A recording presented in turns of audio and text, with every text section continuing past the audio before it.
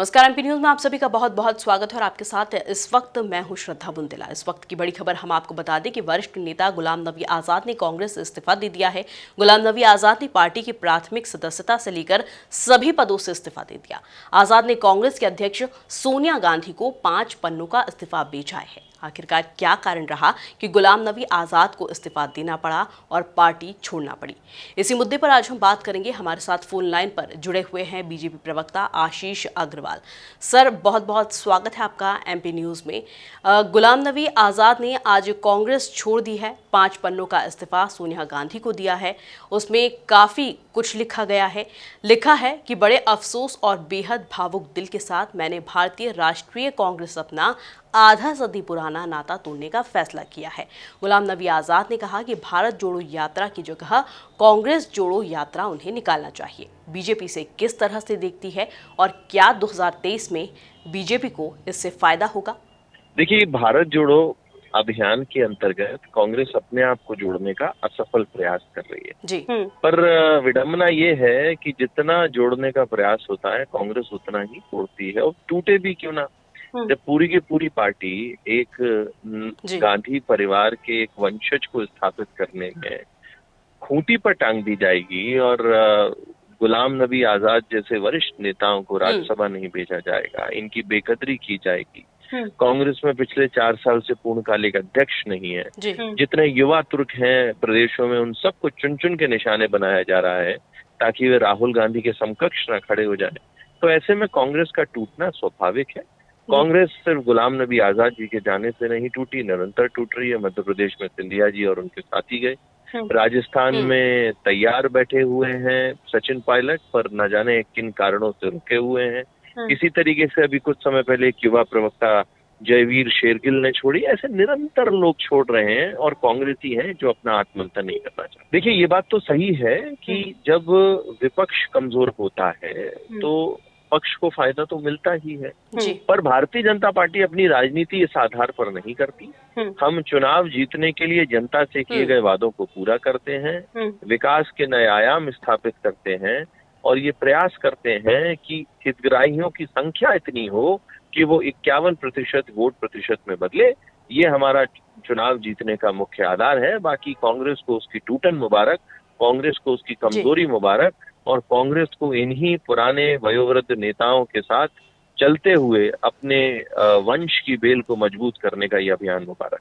ठीक है, बहुत बहुत शुक्रिया सर हमारे साथ फोन लाइन पर जुड़ने के लिए। दूसरी तरफ हमारे साथ कांग्रेस प्रवक्ता रवि सक्सेना भी जुड़े हुए हैं, उनसे बात कर लेते हैं, उनका क्या कुछ कहना है।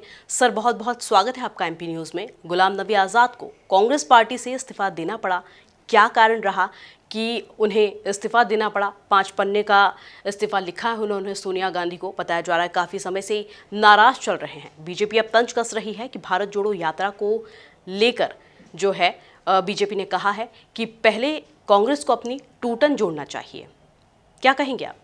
नहीं, देखिए, जहाँ तक गुलाम नबी आजाद साहब की बात है तो वो 50 साल से कांग्रेस पार्टी में थे और मैं समझता हूँ यूथ कांग्रेस के प्रेसिडेंट से लेके और लगातार कई बार केंद्रीय मंत्री, जम्मू कश्मीर के मुख्यमंत्री और लगातार 7 साल से अभी राज्यसभा में विपक्ष के नेता थे कांग्रेस पार्टी के। तो जो उनको मिला, मैं समझता हूँ बहुत बड़े भाग्यशाली हैं। राजनीति में इतना किसी को मिलता नहीं है।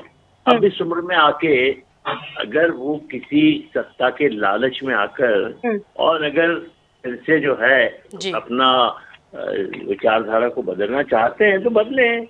पर ये एक कांग्रेस के जो कार्यकर्ता हैं उनके मन में जो उनके प्रति सम्मान था, जो कार्यकर्ता के मन में उनके प्रति जो आदर था, वो अब नहीं रहेगा और उनकी स्वयं की छवि भी जो है एक सत्ता लोलुप व्यक्ति की तरह की बन जाएगी।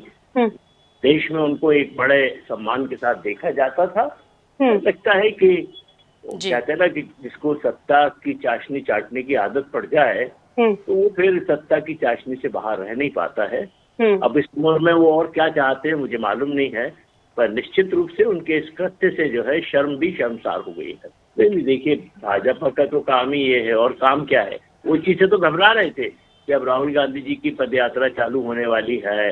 4 तारीख को कांग्रेस पार्टी ने दिल्ली के अंदर एक बहुत बड़ा आंदोलन शुरू करने वाले हैं। महंगाई और भ्रष्टाचार और बेरोजगारी के खिलाफ, उसी से तो घबरा के उन्होंने इस तरह के लोगों को हथियार बनाया है।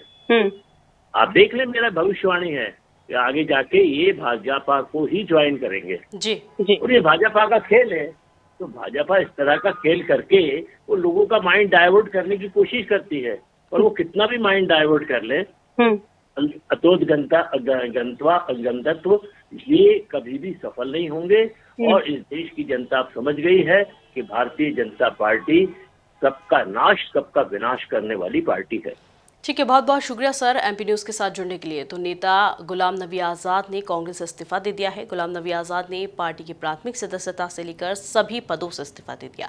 आज़ाद ने कांग्रेस के अध्यक्ष सोनिया गांधी को 5 पन्नों का इस्तीफा भी भेजा है।